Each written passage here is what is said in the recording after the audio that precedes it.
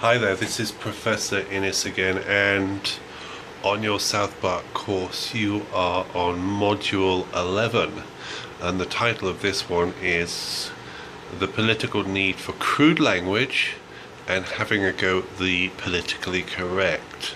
So both that of the crude language and the use of it in SouthPark, which is quite prolific and it does offend quite a few people, and also having a go at the political correct are somewhat linked, but we'll discuss that possible link in a moment. But with that said, you're on module 11 and we're going to discuss that shortly. But before we discuss that, could you keep in mind that the only text you need for this course is the SouthPark text, which is basically this thing here, your SouthPark text. You don't need anything else for this course. That just basically keeps to a minimum any chance of plagiarism, because some of your essays are containing quite a lot of work from outside, and it's tilting it towards the possible accusation of plagiarism. In the sense this work is not yours. Now just use the text, read it through, get your own ideas, get ideas together, and then you can write about them afterwards. Yeah, by all means quote the cartoons and quote some portions of the text, but please do it to a minimum, and just make sure that you don't that's to make sure that you don't copy or accidentally copy other texts. Those of you who don't use outside forces get zero percentage for your material being used elsewhere, and those of you who do cite outside sources end up with something which could be from 20 to 40% of work which has already been used. Now that's getting dangerously into plagiarism, so please just use the text. Thank you. Any questions, please text me or send me an email, please, to ask questions. Right, so back to this module, which is module 11 on the use of crude language and political correctness. Now, people often say that crude language is unacceptable. I don't know what group of people this belongs to. It could be the political correct group. In Idaho, we've got very obvious groups of very prissy individuals who get very offended when they hear this bad language, and somehow there's something wrong with it. So in using this bad language, we can say that the producers of SouthPark are using the Brechtian method of using vulgar language, or it's the case here that a point is being made within Plato's Symposium. It is said here that it's easy to transfix upon the vulgar instead of looking at exactly what this vulgar expression is trying to say. So in SouthPark we've got this vulgar language, so we look under the vulgar language and there's the message. So through that expression we actually see something being expressed. So that's our starting point towards understanding the point of vulgar language, because otherwise there would be absolutely no reason for using it. If we could just express it by not using any language which offends people, then we'll just talk and not use it at all. But there is a reason for it. There is a reason for that use. So in that sense, we have that language, as again being used for a particular reason. So have a good discussion on the use of vulgar language, and it's going to be useful for you in this course, but also explaining to other people why is vulgar language being used, because some people just can't see why it's being used. You can express yourself normally, can't you, they say, but again, does anything get said if it's expressed normally? Is it possible that normal expression is not very expressive, and maybe some vulgar language is needed to actually make a point? So this will allow you to explain to other people why in comedy in particular vulgar language is used. Okay, it's not just South Park where it's used. Right, next we're going to go on to comedy expresses what public morality does not allow to be said.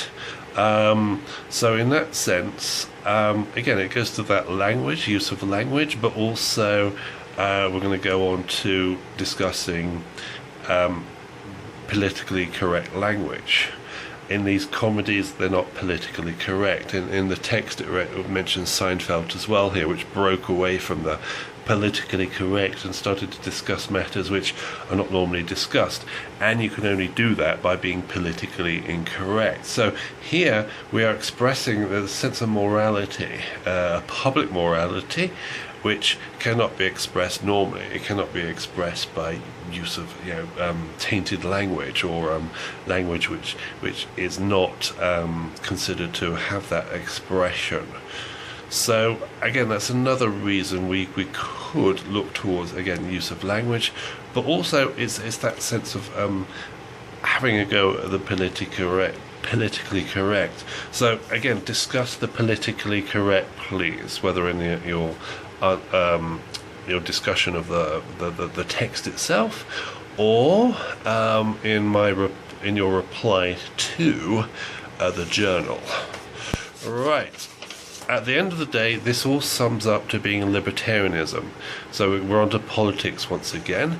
Politics does lie within writing. It is the case that South Park, believe it or not, is a libertarian based set of cartoons. And we could say here, that the Republican Party, whatever they are anymore, because apparently they're changing drastically, are said to be libertarian, but if they watched a few episodes of South Park, they might be shocked to find out that South Park actually agrees with them, or they agree with South Park. It's just that, again, it's getting past the language, it's getting to understand the expression put forward. But essentially speaking, South Park is libertarian in its social thought, as well as its economic thought as well, because you're going to start discussing certain aspects whereby corporations are once again going to be discussed. And as far as South Park is concerned, if we get all the good things out of life from the corporations such as Walmart and Starbucks, then we've got no complaint, especially if we keep buying from them. And again, it's freedom of trade, freedom of movement. If Walmart wants to put in a superstore in your neighborhood and you go and buy things from there, then they're free to do so. What's to stop them? So refer here to Adam Smith, the Scottish economist. In the text they call him a philosopher, but I think he's more of an economist than a philosopher, and he wrote The Wealth of Nations. Now, some of you may have done him in business classes or economics classes or politics classes, but nonetheless it's an interesting reference point to make here. They've also mentioned Hayek as well. Alright, so got a few names to refer to, and at the end it's basically ridiculing the left. The left look quite ridiculous in some of these cartoons. In a sense, they're ridiculing these corporations. They're ridiculing the right-wing capitalists for all their money gaining. But again, what are we complaining about here? We've got to be careful of this. Yes, they might be very wealthy. The Walmart family. That might be wealthy, the Waltons as they're called, extremely wealthy. They've probably got trillions between them now in dollars, but if they're providing something, then what's the problem? Again, this is philosophy, and if we do have an argument, we've got to be careful. It's not just our emotions or dislike of something getting the better of us. And we see in the cartoons you're going to refer to for this section, the left allowing their emotions to get the better of them, and from that they end up criticizing the right-wing capitalists for no other reason than that they don't like them. Again, that's no argument, otherwise we're going to start having arguments to say that I don't like the colour green or something like that, just because I don't like it. Likewise, I could say I don't like Walmart, but I go shopping there, and they offer a supply of food and so forth, which is reasonably priced and high quality. So why don't I? Well, I've got no reason for complaining. So I'd look silly just complaining about it because I somehow don't like it for whatever reason. So here the left is being ridiculed, and again, got to keep in mind here the right is ridiculed as well, but there tends to be an attack here because we are talking about the politically correct, and they tend to be left-wing.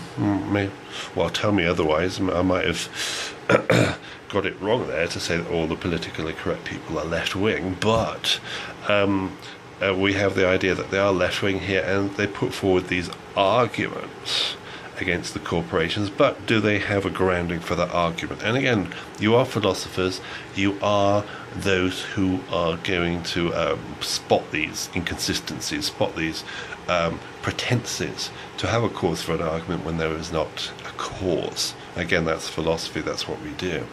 Right, I'm changing something here, so we've gone over an overview of what you're doing in this particular module. I'm going to change the understanding of the journal. So instead of me writing down in a reply to your initial entry, what you're going to do now, you're going to write your initial entry without referring to what I'm saying now. So before you listen to me, you write down your initial entry, and then once I have replied to your entry, you're going to reply or write about what I'm going to say now. So hopefully this is clear.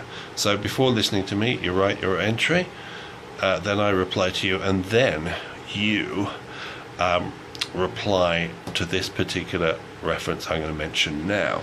So this is the second piece you write, and I'm doing this to make sure that people look through this video. I know not the best quality. I'm using the phone because I can't use my computer camera anymore. It doesn't work through YouTube.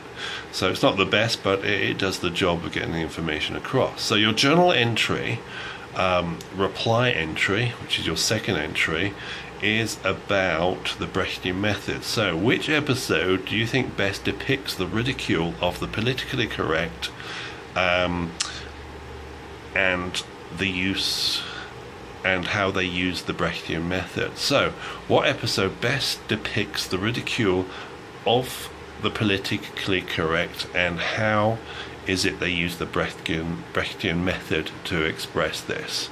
So you're discussing political correctness, and how the producers of SouthPark use the Brechtian method. Okay, so hopefully that was clear enough. So it's basically the political correct being ridiculed and using the Brechtian method to do it. So they're shocking people, maybe by use of bad language or images.